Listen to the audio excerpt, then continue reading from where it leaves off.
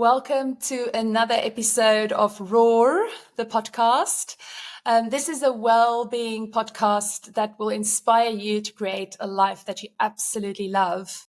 Here at Roar, we care deeply about people's physical, emotional, mental, and spiritual well-being.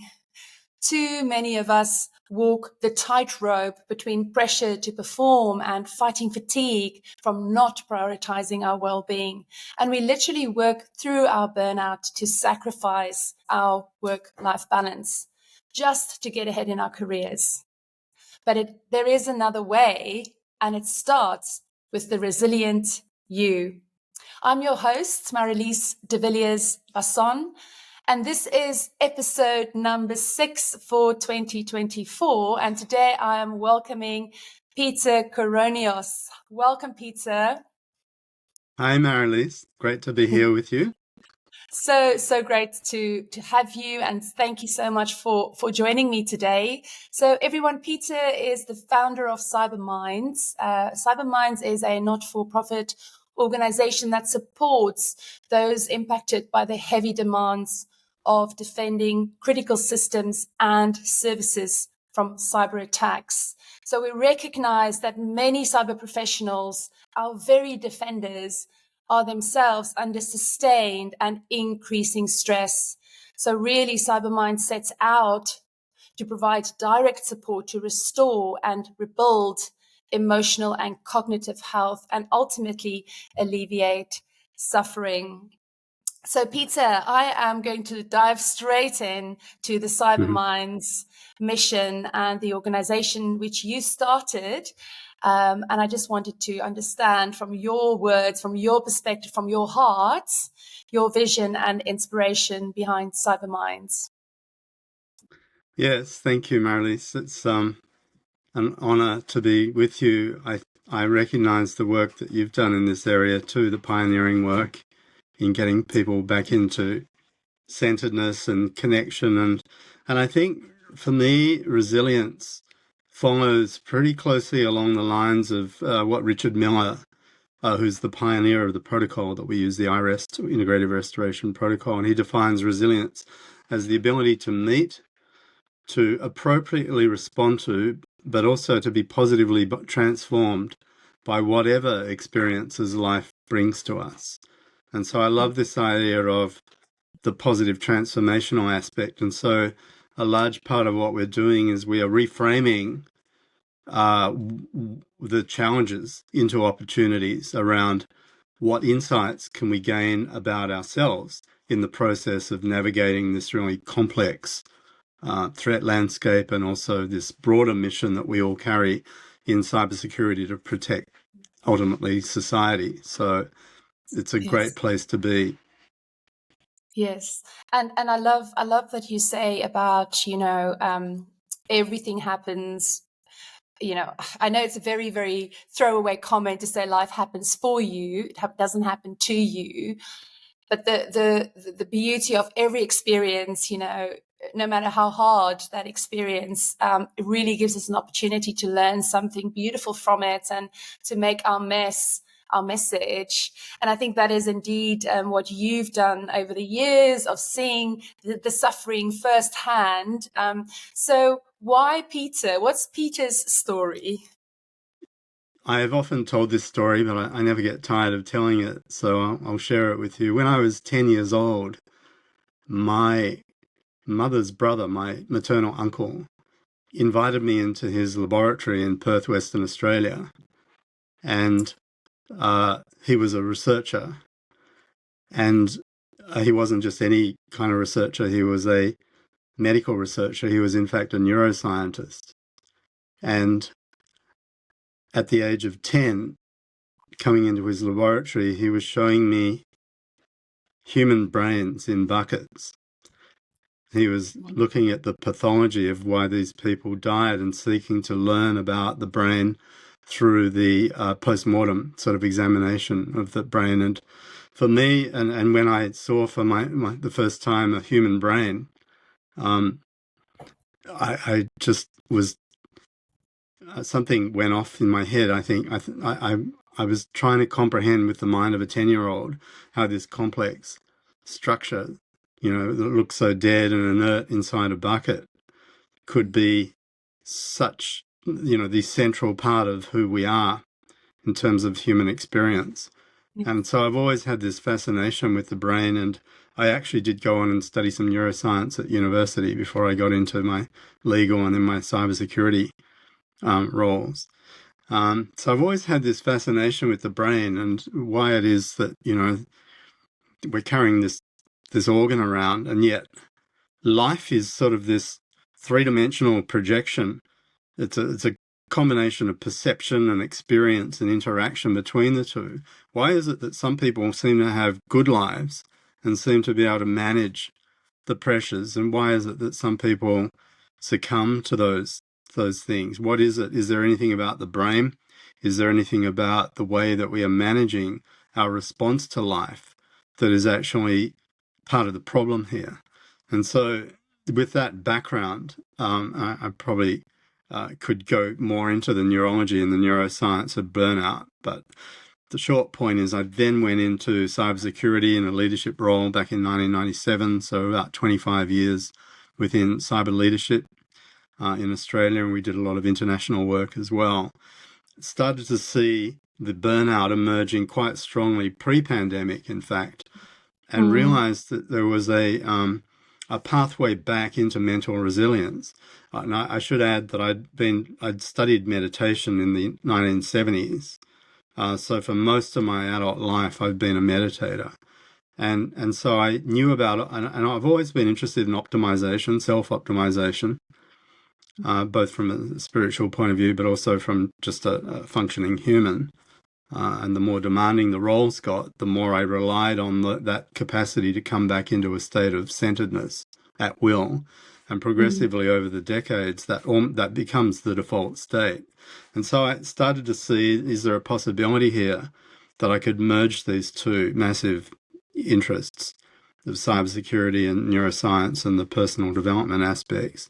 And that effectively was when the light went off in my head, and I realized that we had something that was both timely, it was needed, and in fact, at the point now where we sit within cybersecurity, I think it's almost a non-negotiable part of what these roles should entail, is how do we protect ourselves in the face of these relentless, the attack environment and the consequential risks of failure. As we see cyber teams start to crumble under the pressure, what does that mean for society? So I think that's a pretty dense sort of analysis of how these various strands have come together. Yeah. And that effectively, and you identified the mission so well at the beginning, it's to alleviate suffering. Yes. Human suffering, if we can, and for my part, it's amongst our professional community, but of course the sort of ripple effects of that are profound. They're actually societal, in effect. I love that. And so you've just given us the perfect story for Life Happens For You and how the threads come together and how collectively it's enabled, and it's birthed Cybermindz. And I cannot, the work that you do and the work that Cybermindz does is just so profound and so important. And I cannot thank you enough for stepping forward into your light and doing the work. I want to say just for a moment and share vulnerability for a moment, because I can really relate with you talking about the fascination about what makes some people thrive in the face of challenges and what makes some people succumb to the challenges. And I actually lost my best friend last year. And he passed away. He had acute pancreatitis, and ultimately that led to organ failure. I think it was a number of years of dependency on prescription medicine and being really very, very, very anxious all the time, and also, combining the medication with alcohol. And I think it was all in a quest to numb that inner bully. I call it the toxic inner bully that we all have inside of us. And I'm actually working on a talk, which I'll be sharing at the end of this month in the United States. And there's actually a moment in the talk where I remember having dinner with him 4 days before he passed away. And where we sit in the restaurant, and I actually have the thought of what makes me so lucky, that I got through an eating disorder in my 20s, that I got through work addiction and burnouts in my late 30s. What makes me so lucky? And then ultimately I go on to say that we have a choice. We always have a choice, and it's to recognize that choice, the choice to live, the choice to, to really, really reframe. You use that word so powerfully, reframe, because we know that the stories that we have are old stories, often lies, often from, our past experiences. They're all, and trauma. I think it'd be really great to get your views on trauma, because trauma traditionally was something that was labeled sort of PTSD, and you associated that with ex-military and someone that's seen someone being shot in front of them. So really a very traumatic event. But trauma can be something very different too. So would you love to just say a little bit more about that? It's an extremely interesting area, trauma. Again, to refer to Richard Miller, who's the pioneer, Dr. Richard Miller had done so much work with the returning veterans using this protocol that we're now bringing into cyber, and being able to move them out of the highest clinical levels of trauma down to subclinical levels within, I think, 12 or 18 sessions. Shows that it is not a death sentence. It's not something that you have to carry, although, as you point out, it's something that can linger for decades if it's left unaddressed. The way I see trauma, it's like a wound that hasn't healed, but it's like a psychic wound or a deep psychological wound. It does not reside in the conscious mind. And I often use the analogy of the iceberg or the metaphor that the conscious mind, where we are right now, is above the waterline, and we've got direct access to whatever's happening basically at the application layer. But the subconscious mind, which is the bulk of the iceberg, which is almost fully formed in childhood, and then we populate it with traumas and experiences, and and our beliefs as well, unprocessed emotions, anything that we go through in life that isn't able to be processed and fully metabolized in the moment gets pushed down beneath the waterline and held in the subconscious until such time as we're able to come back in and integrate whatever it is that needed to be processed. Now, to the extent that you are able to integrate quickly after the trauma, it won't linger around and you can actually heal from trauma. But to the extent that you either go into denial or you repress it, or you use devices or alcohol or whatever it is to distract you, then you may numb the trauma, but you're not actually eliminating the trigger. It's like a live trigger that's ready to go off. So I think the power of the methodology we use is to, actually, it's quite interesting. I will digress into how the protocol works in a while, but just to give you a bit of a preview, although people can be carrying trauma, we say that there is actually an aspect of us all that is unbreakable, that is always okay, and that a lot of the therapies tend to focus on what's wrong with the individual. And so you're looking at the individual as a pathological case, whereas we look at an individual as already whole first. Give them the pathway back to ground into that aspect of themselves that can never be harmed, can never be traumatized. And when we can get them grounded into that safe internal psychological safety zone, it's then possible to go, and when you take them into deep states of hyper-relaxation, they're actually going beneath the waterline, but in a way that they're not being re-traumatized by what they encounter. And as a result, they can learn how to be with that thing, listen into it, What are the messages? What's it trying to say? What does it want you to hear? How does it want to be acknowledged? And in that process of learning how to sit with that discomfort, you learn how to, it starts to lose its grip on you, and it starts to, well, effectively, that's the healing process, is that you realize that it wasn't you, it's something that happened to you, but it's not who you are. And so I think that's trauma is really effectively a wound or a scar, but it's not your essential being. And so I think really when we talk about working with trauma, and now in cybersecurity, we've worked with teams that have been through major cyber breaches that have not been properly supported, and they are definitely carrying trauma.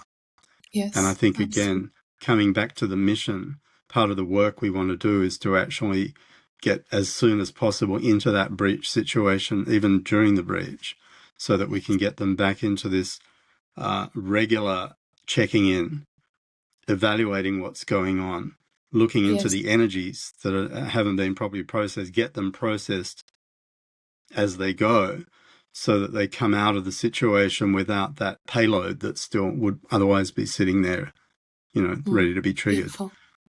And I want to. So that's I a want to very rough reiterate. sort of. Yeah. Yeah. Go Brilliant. ahead. Sorry. I want to. No. I want to reiterate what you're saying about.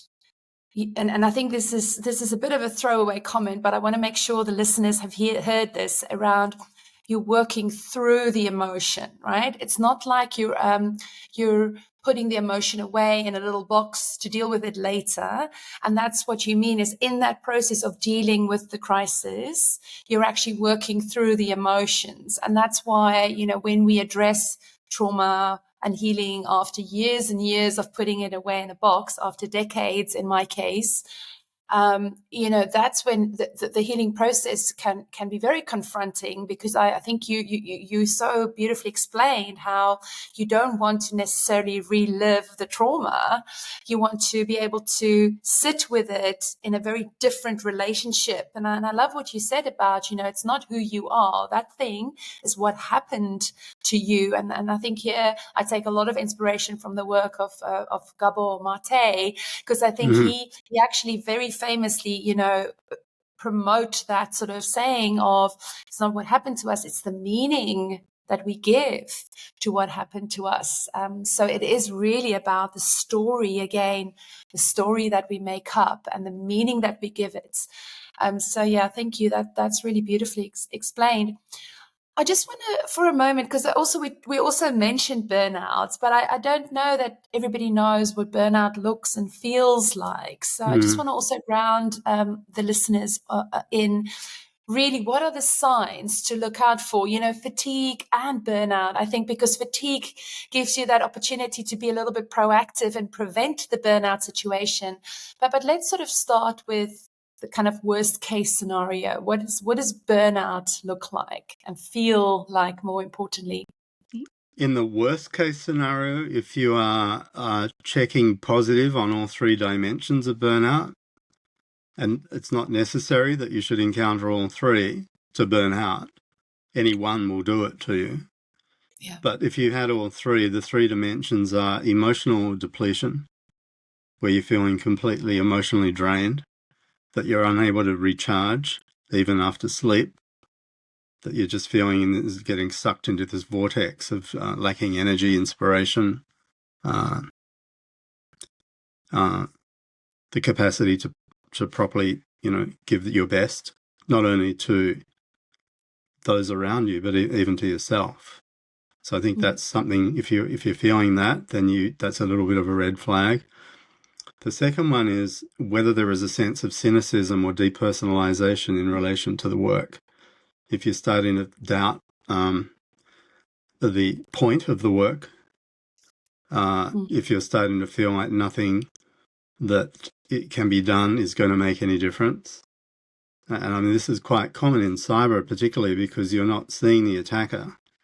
So, and you're not necessarily even seeing how much safer you're making the organization, because there's no actual way to prove a negative in a way. So it is easy under high stress, high workload demand situations to start to switch off and to step back and to disengage with the mission. So that sense of cynicism, depersonalization, quiet quitting, they call it as well. Yes. You're showing up, but you're not really present. And then the third dimension, which is one that is quite concerning to us because our own research in Cybermindz, at least in Australia, and I think we would see this elsewhere, is worse in cybersecurity workers than it is in frontline healthcare professionals. And it is the one dimension of burnout that predicts your resignation intent. And what I'm talking about here is a sense of professional efficacy, of how well you feel that you are doing in your role. How competent you feel? Or am I just an imposter? Am I just, everyone thinks I'm better than I actually am, or I'm doubting myself? That's a very serious one because, as I say, that predicts resignation intent, and it's also it's ranking very high within the cybersecurity community. I think when you start to doubt why you're in the role, whether you're the right person for the job, that's a sign that you're actually heading for the door. So I think, as I say, you don't have to have all three. They do compound. And there is another dimension. It's not actually burnout, but it's closely related to these three, particularly to the depletion dimension or dynamic, and that's the sleep. The issue with sleep quality is another thing that we see coming through. Now, to return to trauma and the iceberg metaphor, the reason that often people wake up in the middle of the night with their minds racing is because there's stuff coming out of the subconscious that hasn't been properly processed or put to rest before sleep, and it's breaking through the sleep barrier into conscious awareness because it's wanting you to pay attention to something that you haven't. Maybe it's a subconscious thought that you might have missed something, or that something bad is about to happen, or whatever it is. And so I think that when people start to suffer sleep disorders, that can also predispose you particularly to the emotional depletion. So, and we see a fairly close correlation between emotional depletion and sleep. And we're actually seeing a slight gender effect with women doing a little worse on that as well. And we might speculate on what that might be. We haven't measured the root causes of the gender difference, but that is something to be watching out for. So just to summarize all that, burnout, effectively using the Maslach burnout inventory, which is the gold standard for when we do psychometric testing around burnout, it's where do you rate in terms of emotional depletion, cynicism, and then this sense of lack of professional efficacy. That's how burnout's commonly understood. So the net effect of that is that you're going to be not feeling very enthusiastic about the work, dreading getting up in the morning to go and face another day that was like the day before. Nothing's ever going to change. You're not even sure that you're good at what you do. You're not getting a lot of positive feedback. All those things start to weigh on you, and you think, well, maybe, I'd be happier in a different role. And we are seeing like very high rates of churn, particularly in the CISO roles, around between 30 and 40%, considering leaving the current role within the next 2 years. Yes. I feel that so deeply, even after 8 years of leaving my corporate role because of burnout. And at the time, I thought it was because of the work bully. He contributed significantly to my despair, and I think the resignation letter was in my bag. And he did me, in hindsight, he did me a favor to demote me in the boardroom in front of my whole team. But I just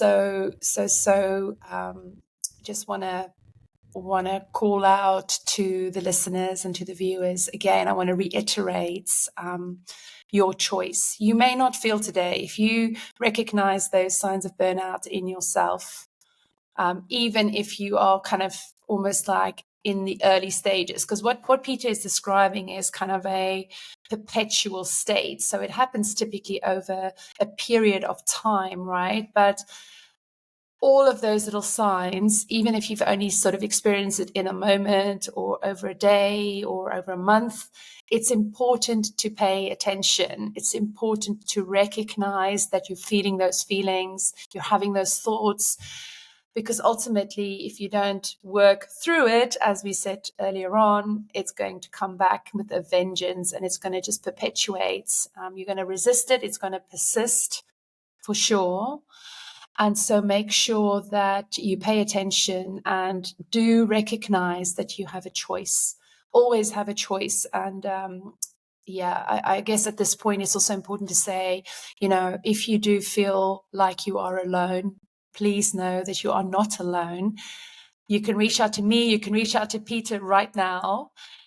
You can reach out to the right person in your organization. You can reach out to a colleague, to a friend, to a family member, but please do not carry this on your own. Do not carry this alone, before it gets too late. Mm. So Peter, just back to, I'd love to sort of just explore a little bit more about your programs and the iRest protocol in particular, Right. which I sort of recently discovered because I've recently started with with my teacher. She's my personal trainer and spiritual teacher. She's an amazing woman, Katie Slubber. She's also the South African champion. She's a female bodybuilder here in South Africa. She just won the South African championships here. So she's going to Japan in November for the World Championships. So big shout out to Katie. But she's recently started a yoga nidra practice. And I've only done it a few times now. And I'm like, why have I not known about this? This is incredible. But I wanted to sort of just explore a little bit more about Dr. Richard Miller's iRest protocol and specifically how you're using it in your programs. And maybe you can just tell us a little bit more about the different programs as well that you offer.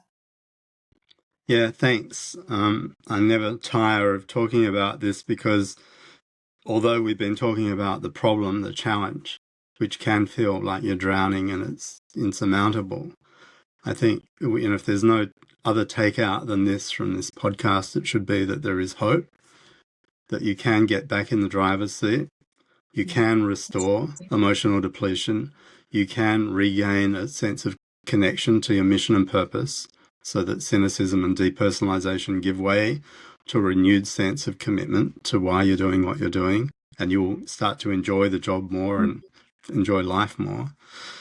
And then, of course, this sense of self-belief is something that needs to be cultivated. One of the challenges, I think, in the modern day and age is a sense of a loss of relevance. I think we see it through social media a lot, that there's a lot of narcissism out there.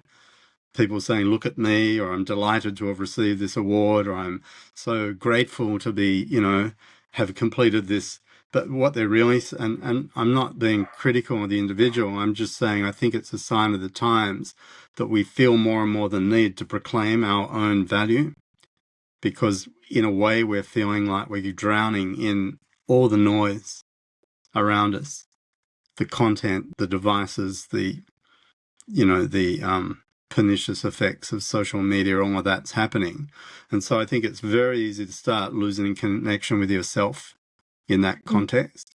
And so one thing that the protocol is really good at doing is anchoring you back into that part of you that is worthy, that is already good enough, that can't actually be improved upon. It doesn't require anything to be had, to be acquired. It doesn't require anything to be known that you don't already know. It doesn't require anything to be done that isn't already done. It's more returning into that exquisite state of the fullness of being. And I know that sounds a little bit new agey, but I think the truth of the matter is, and a friend of mine that I'm working with now is fond of saying, we are human beings. We are not human doings. Yes, love that. And so there is a lot of power, and I think you've been, you would have read Eckhart Tolle and The Power of Now.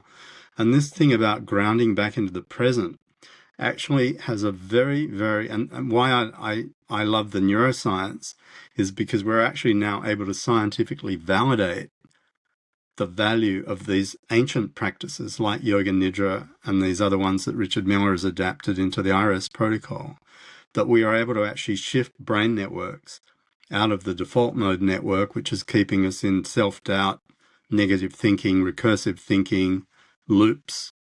It keeps us into anywhere except in the present moment. It's keeping us into the fear of the future, or it's keeping us into regret and remorse over those things that happened in the past. Neither of those things are healthy to be dwelling in those states. And so what is it that we can do to ground awareness back into the present moment through the certain aspects of the protocol?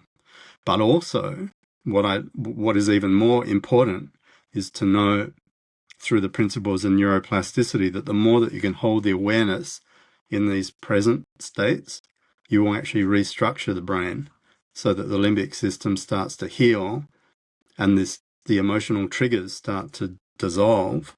You become less reactive, you become more emotionally regulated, you become more able to return to a default state of rest and peace at will, even in the middle of the night.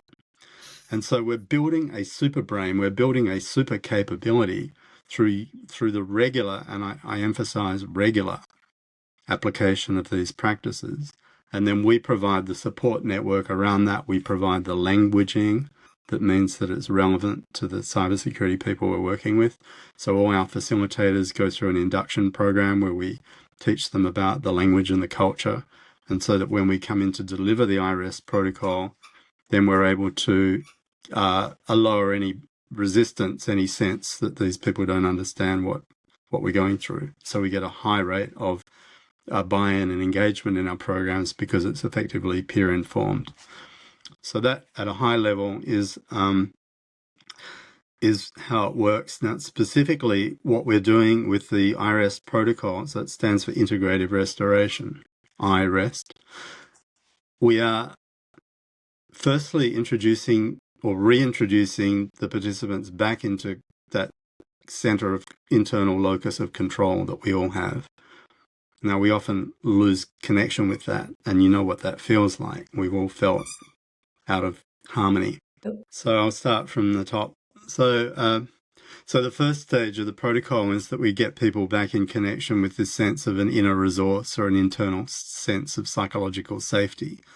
And that's a very important sort of landmark in the process, because it means that you've got, irrespective of even if something uncomfortable came up during the process, you're able to easily step back into this more invincible state of just being, where you realize that whatever is coming through is just basically echoes out of consciousness of things that happened in the past. They're not who you are. And the reason you know they're not who you are is because this inner resource state actually feels more like you than the noise, than the memories of the trauma or the emotions or the negative beliefs or the self-doubt, whatever it is. You're able to step back. We actually use the metaphor on our communications. You see the eagle? Yes, And love he's it. flying above the mountain. And so the concept is that you are gaining perspective from a vantage point where you can't actually be harmed by what it is that you're perceiving. They're the observer, the detached observer that is not just detached in a sort of inert way, but you're detached in a way that you're back in a sense of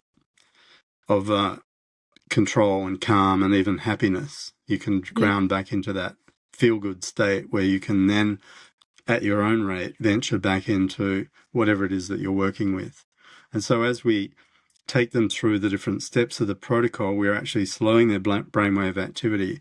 We're taking them, like yoga nidra, to a point right on the edge of sleep, where their physical body may actually fall asleep, but they are still present. Their awareness is present. It's a very surreal state when you first encounter it. I remember when I first did it, I could hear myself snoring. And I thought, oh, this is what I must sound like when I'm asleep. But I could actually hear it. So it was funny. When you're in that state, you're in a very receptive state as well. So as the facilitator is inviting you to bring in whatever needs to be heard, and it will be unique for each individual in that moment. It could even be a personal issue that need not be work-related. But whatever it is, you come in, bring it in, and then there are certain aspects of the technique where you get to process that. So in a way, it starts with a type of yoga nidra process through breath sensing and body sensing. But the point of that is to get us back into the parasympathetic nervous system, Yes. to move us into different brain networks, where we go into to these centers, this center of safety and control, and then we're actually moving down beneath the waterline. We're now in the base of the iceberg where all the subconscious stuff is, but we are also safe. So Yeah. over time, and then we always finish with an exploration of joy and gratitude, which is something that we also say is intrinsic to us, but we as children, I know those of us who have had kids will know, when you look at young children playing, say up to the age of, I don't know, 5 or 6. I live near a school and I hear them all day long, and they're just joyful. They're in the playground and they're just in their natural, spontaneous state. So we all came in with that. And yet somehow we take on all the cares of the world and responsibilities of adulthood, and we start to get very heavy and dull and depressed. Is it possible that that inner state of joy is still somewhere in us? And how do we unlock that? And so that we always put some emphasis on doing that. And we will find that people, no matter how stressed or even depressed they are, start to regain a connection with that spontaneous sense of causeless joy. It's not even that you're joyful or happy for a reason. You're just happy in the pure joy of being happy. Yes. And the beauty of that is that you actually flush the system with oxytocin, which is a very powerful bonding neurochemical that is associated with love, and it's associated with high morale in teams and mutual support and all the good things that we love about being in a group or in a society. And so we are rebuilding our connection with that capacity as humans to be a constructive asset in a community, whether it's in a cyber team of professionals or whether it's in your community group or whatever. And when we start to amplify that capability, so now that we're out of our stress and the burnout's starting to dissipate and the traumas have been processed and the negative beliefs have been substituted for positive beliefs, and we're reinforcing those, and we're rebuilding the brain centers around emotional control, seeing things in perspective, the ability to switch off at will.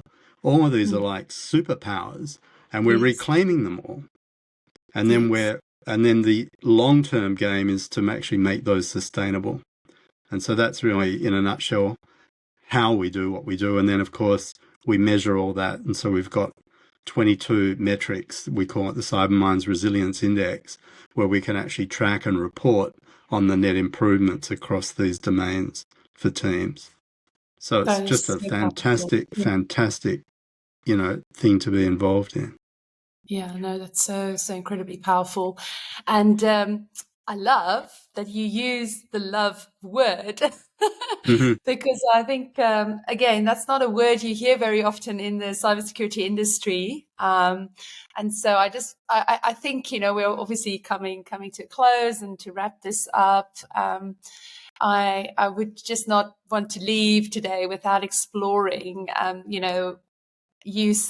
heard you saying, it's about love. And so ultimately I wanted to just kind of finish on that with our listeners, and really share why you feel so passionately that it's about love.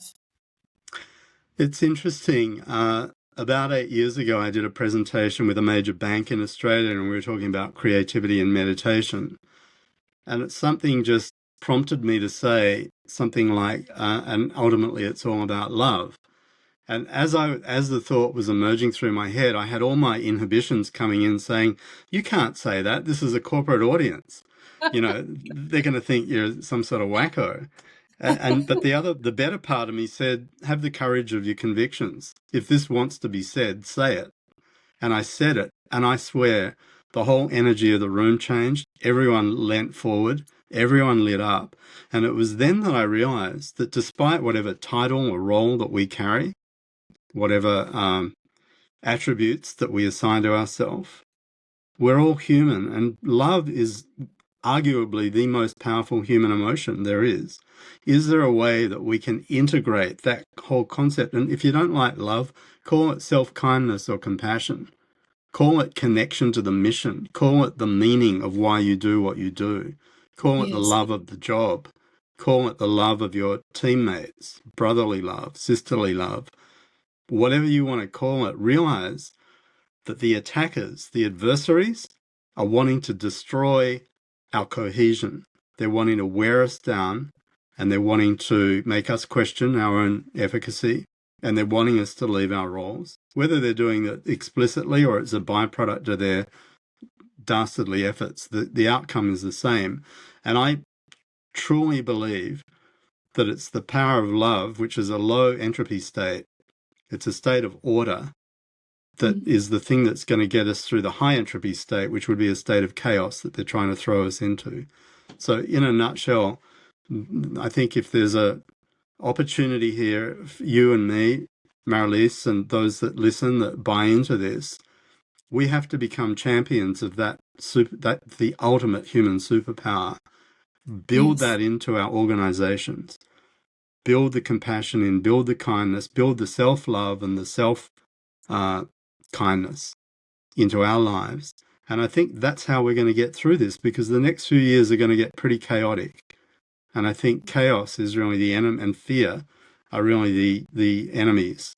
It's not really about the attackers. It's about the state of human consciousness, what it could become: polarization, division, animosity, conflict, or order, kindness, love, community, the things that will sustain us, the best things, the best attributes that make us what we are. So that's my little love Oh, love that. Your little pitch. love letter to my audience today. And you know, it's true.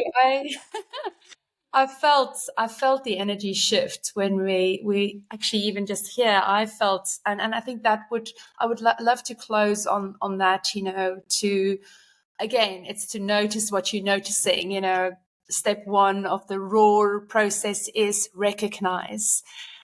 Recognize and observe. Stay with it. You know, recognize what you're thinking, recognize what you're feeling, observe it. You know, label it, because once you label it, once you actually know what it is, and you can give it sort of a different meaning, you can reframe it. That's when it loses its power over you. So I love how you have sort of centered us into our hearts, you know, and that sort of heart-centered connection is so important. And I think, you know, for me personally, it took me many years after leaving my corporate career to feel again. And it's a continuous evolution. It's a continuous journey. There's always a deeper level, but it does require stillness. And I think your IREST protocol and the programs is going to really be absolutely transformational in the cybersecurity space and beyond. You know, I think, as you said, this is not just about cybersecurity. This is about the ripple effect and the societal impact. So, Peter, I want to really thank you so much for your wisdom today. I think it's really profound, you know, and as I say, ultimately about stepping forward into your light and sharing it with the world. I think that's super amazing. Absolute pleasure. I think let's work together on this. All the people that are watching, this is our time now. Yes. Our time to shine. So so please reach out to us if this if this is really you feel called. Please reach out us. You know, you can reach both Peter and myself on LinkedIn. Probably the best platform for both ourselves to reach us. Or you can go to Peter's organization, cybermindz.org, if you want to find out more about Cybermindz. And there are ways on the website to get in touch as well. Thank you so much for joining us today. If you loved this conversation, please hit the subscribe button. We still have a powerhouse of guests lined up for the rest of the year, so you don't want to miss even a minute. And yeah, as always, if you want to get in touch with me, you can email me at marlies-de-villiers.com. It will be in the show notes. In the meantime, live your authentic purpose, stand in your power, and have the courage to roar. Thank you, everyone.